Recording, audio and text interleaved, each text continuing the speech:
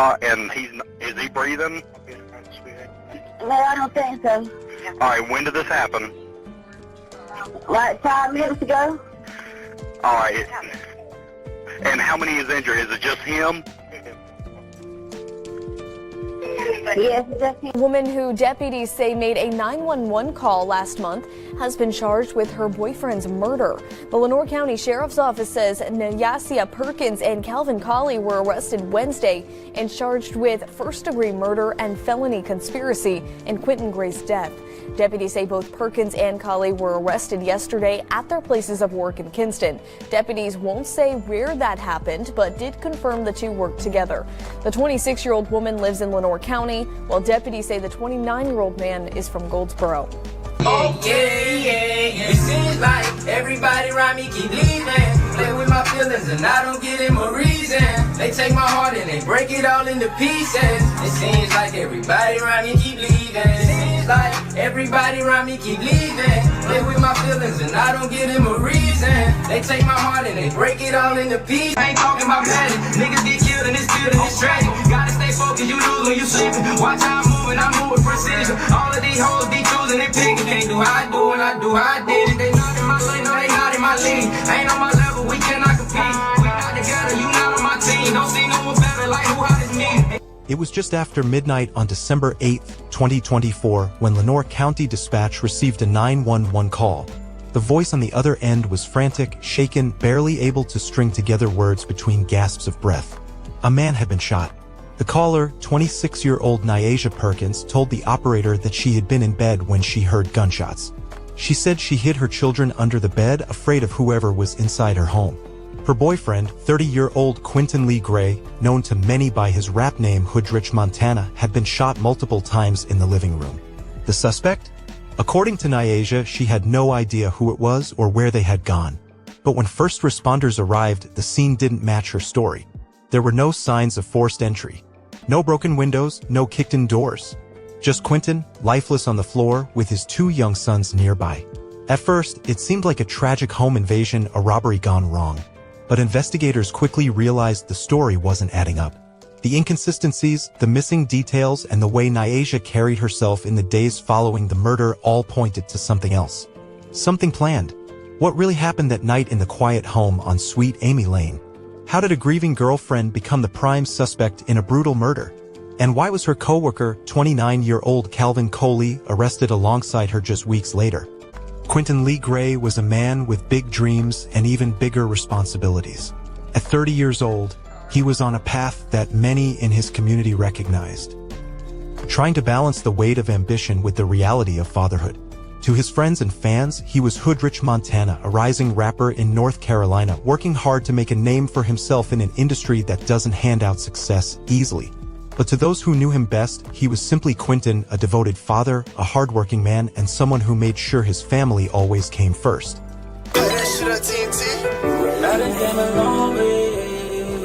That's why I'm ahead going harder and harder and harder and harder.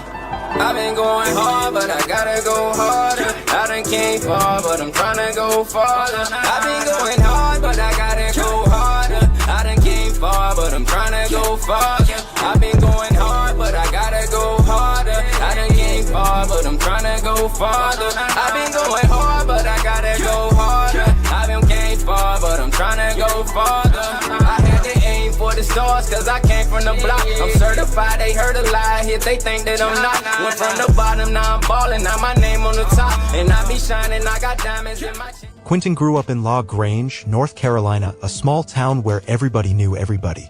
Life wasn't easy, but he never let that define him. From a young age, he was drawn to music, rhythm, and storytelling, using his experiences to shape his lyrics.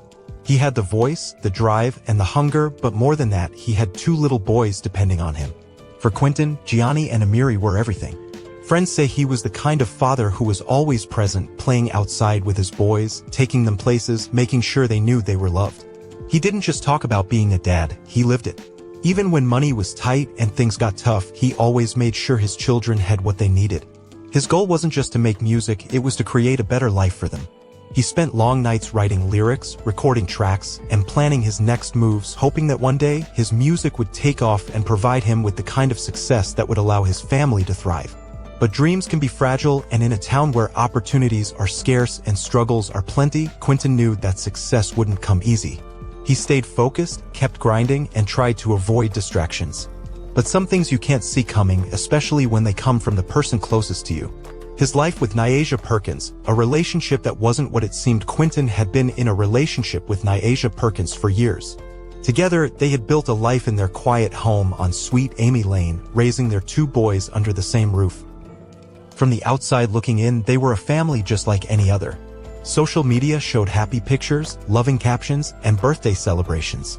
Nyasia posted about their relationship, often calling Quentin her everything. But behind the carefully curated images, things weren't as perfect as they seemed. There were arguments, tensions that built over time, and issues that neither of them addressed openly. While Quentin focused on his music and his children, those close to him say the relationship was beginning to feel strained. There were whispers of jealousy, of resentment, of things unsaid but felt in every glance and every argument. Even so, Quentin stayed. He believed in family, in working through problems, in keeping things together for the sake of their boys. But Nyasia?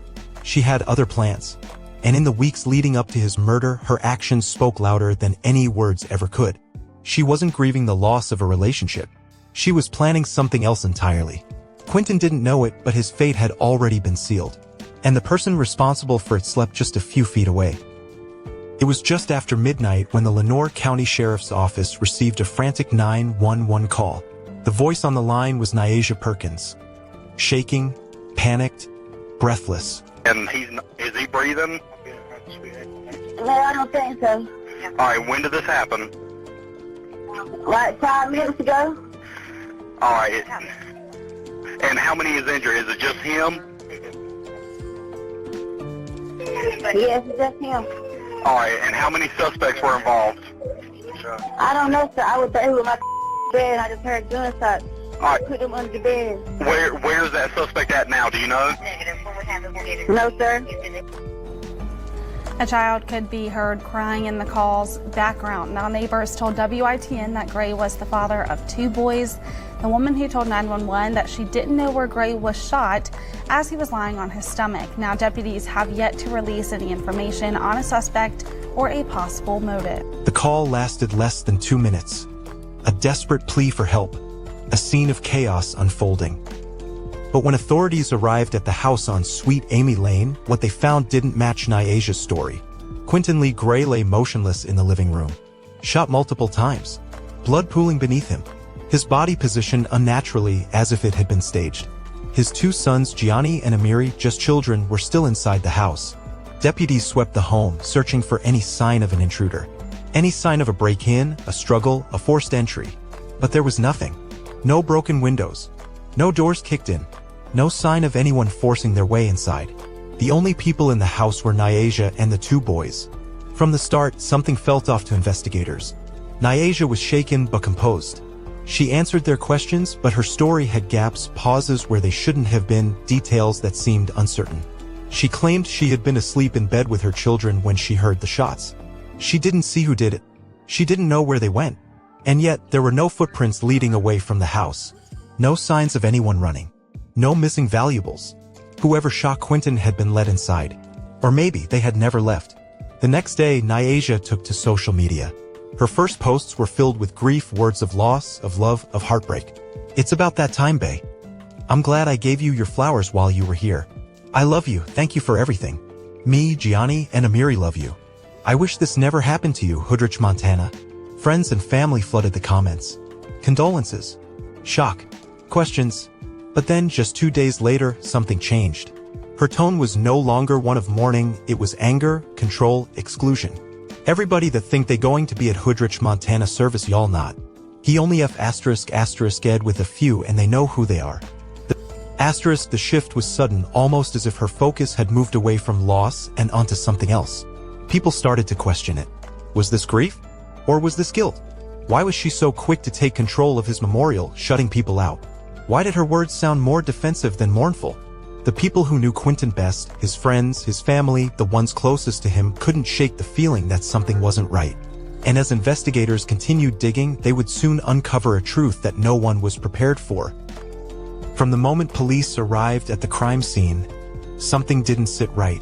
Nyasia Perkins had painted a picture of a terrifying home invasion, a random act of violence that had left her boyfriend dead and her children hiding in fear. But the evidence told a different story. No forced entry, no broken locks, no shattered glass. Whoever pulled the trigger didn't force their way inside. They were let in. The crime scene was too controlled. There were no signs of a struggle, no furniture overturned, no chaos. Just Quentin's lifeless body in the living room, positioned too perfectly for an ambush. The murder weapon was missing. In a typical break-in gone wrong, a suspect would flee quickly, often leaving behind some form of evidence. Here, the killer had time.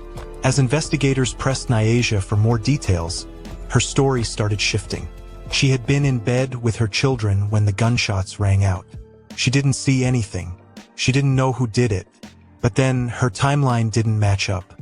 Investigators reviewed her phone records, security footage, and social media activity leading up to the murder. And what they found changed everything. Nyasia had been in contact with someone before and after the shooting. A man who had no reason to be involved in Quentin's life. A man with his own history of violence. A man named Calvin Coley. Who is Calvin Coley? When detectives ran Calvin Coley's name through their system, the pieces began falling into place. 29 years old. A coworker of Nyasia's. A man with a violent past. This wasn't just any man from Kinston, this was a man with a history of gun violence. Back in March 2020, Coley was involved in a shooting in Goldsboro that left 4 people injured. He had been arrested and charged with attempted murder firing into an occupied dwelling. He was a man comfortable with a gun, a man who knew how to pull the trigger and walk away. The question was, why was he involved in Quentin's murder? Was this a love affair turned deadly? Was this about money? Revenge? A setup? Or had Nyasia and Calvin conspired together, 2 co-workers who saw an opportunity to eliminate Quentin and start fresh? The deeper authorities dug, the more suspicious the connection became. Phone calls, text messages, a pattern of communication that didn't belong. This wasn't just a case of wrong place, wrong time. This was something planned. And investigators were about to uncover just how deep this conspiracy ran. For weeks, investigators had been watching, listening, piecing together the truth. Every call, every inconsistency, every lead pointed in the same direction. Then on January 15, 2025, police made their move. At her place of employment in Kinston, Nyasia Perkins was taken into custody. It happened quietly, efficiently, no warning, no time for her to prepare. One moment, she was at work. The next, she was being escorted out in handcuffs, surrounded by officers. Across town, Calvin Coley's arrest wasn't as smooth. Police tracked him down at his workplace. When they arrived, he tried to avoid them, slipping into a storage area behind stacked pallets of inventory. But it was useless. Detectives cornered him, cuffed him, and let him out into the cold January air. 2 arrests. 2 suspects. And now, Lenoir County had its answers. Both Nyasia Perkins and Calvin Coley were officially charged with first-degree murder felony conspiracy. They were transported to the Lenoir County Jail, where they were ordered held without bond. The community reacted with shock, disbelief, and outrage. Quentin's family had suspected something was off, but now the truth was undeniable. The woman who once claimed to love him, the mother of his children, the person who stood over his casket crying for the world to see, she hadn't just lost him. Ain't no come with all this hate, but fuck that shit, I'm still gon' grind. Who would ever thought that I'd be great? Who would ever thought that see me shine? Ain't even know it come with all this hate, but fuck that shit, I'm still gon' grind. Who would ever thought that I'd be great? Who would ever thought that see me shine? She had orchestrated his murder. Investigators had spent weeks building their case, and the details painted a picture that was far from a random home invasion. Surveillance footage contradicted Nyasia's story. Security cameras in the neighborhood picked up movements that didn't match her timeline. No unknown suspects fleeing the scene. No cars peeling away in the night. Nothing to support the story of an intruder. Phone records revealed something even more damning. Nyasia and Calvin had been in contact multiple times before the murder, calls, texts, messages leading up to that night. And then, after Quentin was dead, another exchange, as if confirming the job was done. Forensic analysis told the final piece of the story. The gunshots weren't random or chaotic. They weren't fired in a struggle. They were precise, deliberate, execution style. Quentin never had a chance. The story of a home invasion had been a lie. Nyasia hadn't been asleep in bed when it happened. She had been waiting. And Calvin? He had been pulling the trigger. As the case made its way to court, one question remained.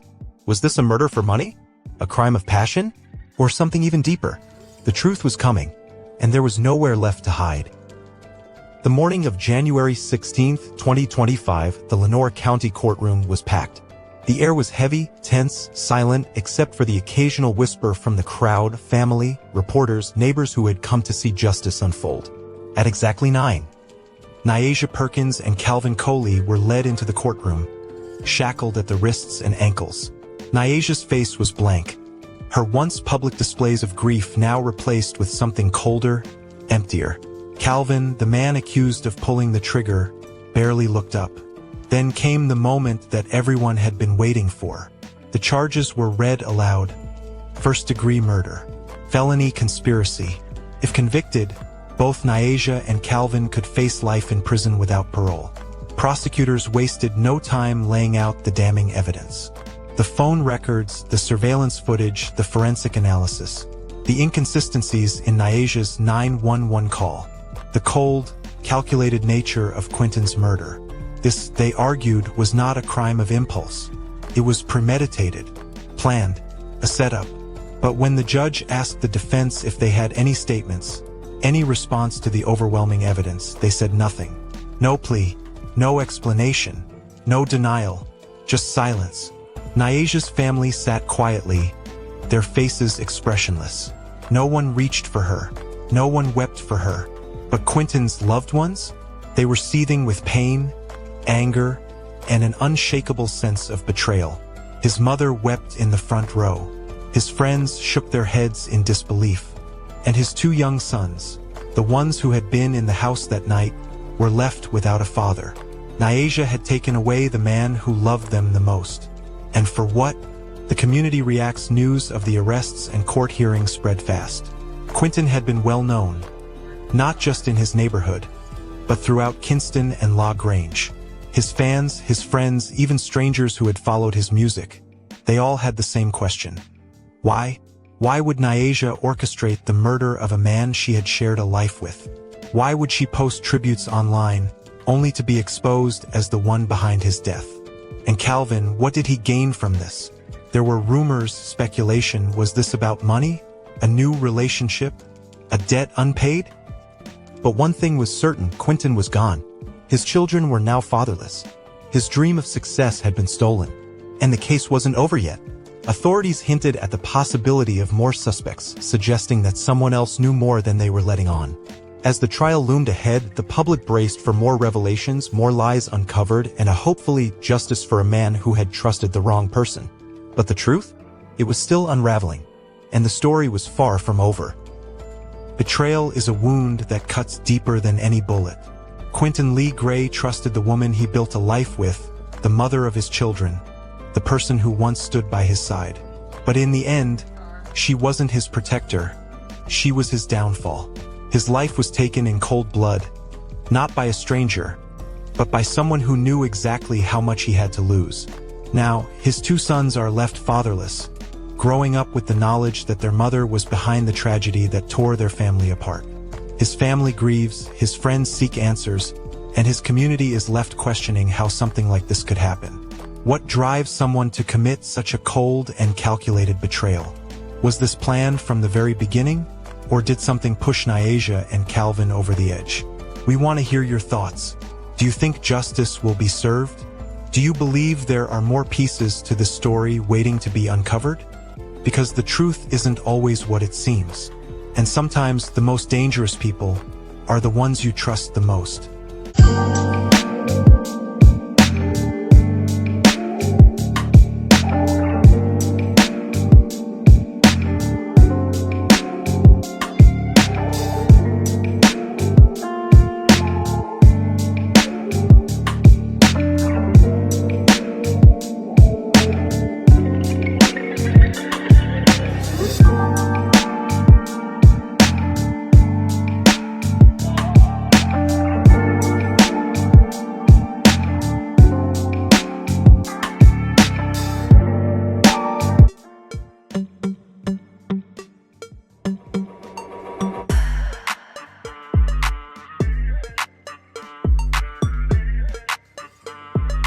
This is the story of Damen Reed, aged 33, a husband and father who was shot multiple times by his wife after he caught her cheating in their home with her boyfriend. He was discovered dead when police was called to their home on 5300 block of Brook Hollow Drive around 11:30 a.m. on Sunday, February 23, 2025. The story gets interesting when it was learnt that she did not want her boyfriend to spend any time in jail, so she told police that she shot her husband there by taking the fall for her boyfriend. If I put this wig in my head, it's over.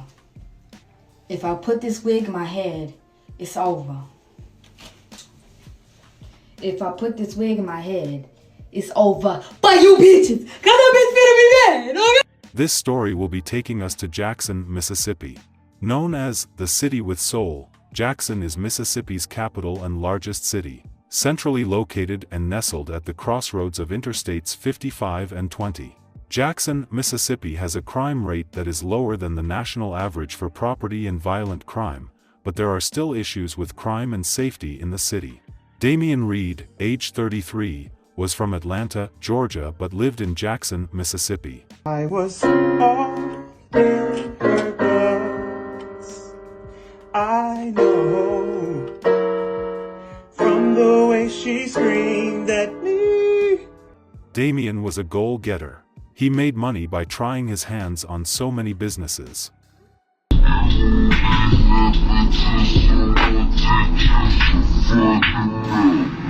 He actually succeeded in making a lot of generational wealth, which led him to meeting Rashawn Wallace.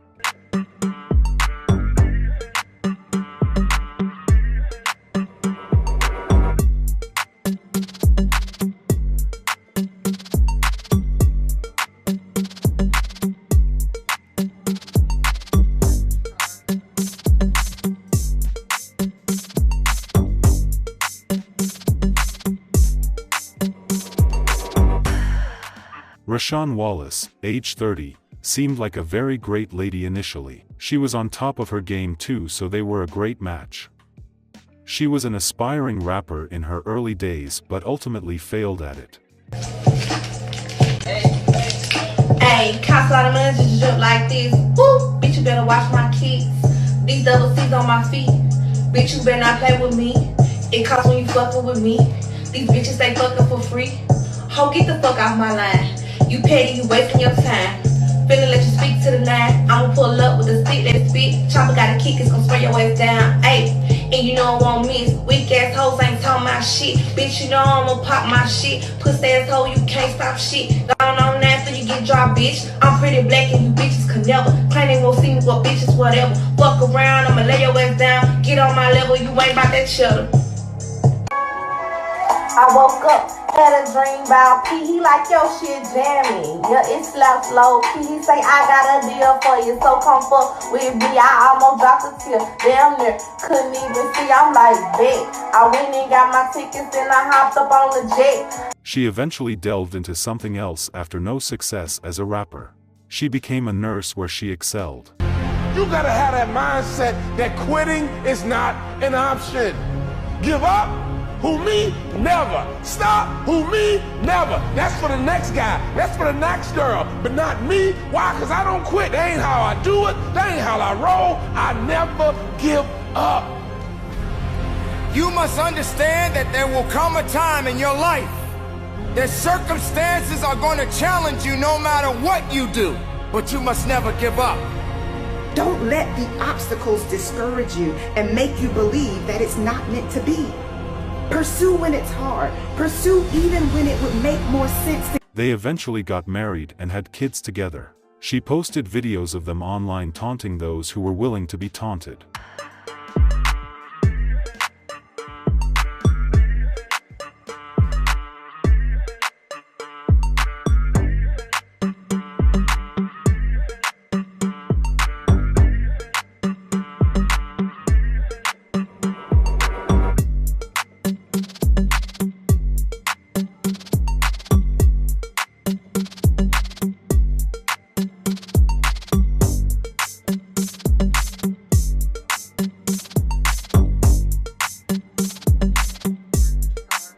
Damen loved the kids and showed his potential as a great father.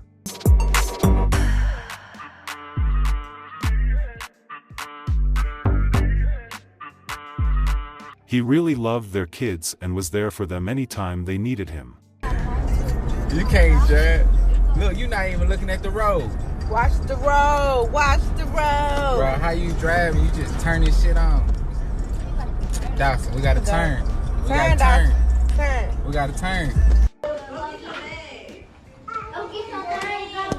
Stop. The couple really flaunted each other online. They had photo shoots of many kinds.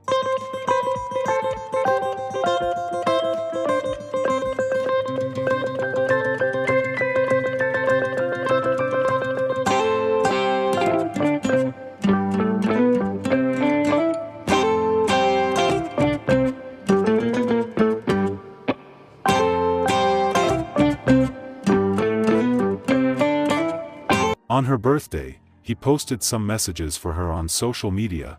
It reads, "Another year, another adventure. I cherish every moment we have together and applying more pressure to keep a smile on your beautiful face. Y'all stop what you doing and help me wish the love of my life, my wife, happy birthday." Another one reads, "Damn, I got taste for some chocolate. WCW, I crave this beautiful queen every day." On his own birthday, her post towards him reads, "Wishing the love of my life / my husband a very special happy birthday. Let's turn up like we always do. Every day is our birthday, LOL." Rashawn was also someone who liked posting herself on social media. Like, I'm picky with my gay. That's the thing. I'm not gay for everybody. Very picky. Like, when ugly girls find out I'm gay, they be like, "You gay?" I be like, "Nah."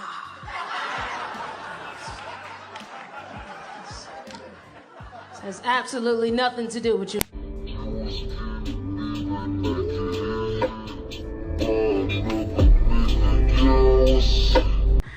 Private school, expensive. Private hospital, expensive. Private jet, expensive. But you want my private part for free? Ah! Hey! Things started getting heated in the marriage when Damien got a hint about Rashawn cheating on him. On February 23, 2025, a quiet Jackson Street turned into a crime scene in seconds. Officers arrived at the 5300 block of Brook Hollow Drive and found Damen Reed lifeless with gunshot wounds, ending his story. He was long gone before any sort of help could be rendered. His wife Rashawn Wallace was arrested on the spot, now facing a murder charge. 30-year-old Rashawn Wallace has been arrested in connection to a shooting that left one man dead. Now, the shooting happened around 11 this morning in the 5300 block of Brook Hollow Drive. Now, 33-year-old Damen Reed was pronounced dead on the scene. Wallace is being charged with murder. Now, this is still an open investigation, so if you have any information on this crime, you are asked to call Crime Stoppers or JPD. The police could not instantly say why this murder occurred. But while we at Twisted Crimes was doing some digging, we realized people online who were close to them had heard some things. It was of some people's opinion that Rashawn was caught with her boyfriend inside the house by Damien, and after that, they all began arguing and fighting, which eventually led to the boyfriend shooting Damien. But out of love for her new boyfriend, Rashawn decided to tell the police that she did it, thereby taking the fall for him. One of the comments reads, "I know them personally, the lady is taking the fall for her boyfriend." Another one reads, "I have seen somebody that knows them. She said she is covering for her boyfriend. She said the husband and the boyfriend got into it and that's who killed him." Some said, "Good, she shouldn't have been messing with another man outside her marriage, she might as well take the fall. You was just as involved as the shooter." Take note, this are speculations from people who are close to them. We are not really sure what the motive is, but if that was the case, that would be very wild. A married man who loved his wife and kids died for a very silly reason. That is the most important thing in this story. All this could have been avoided.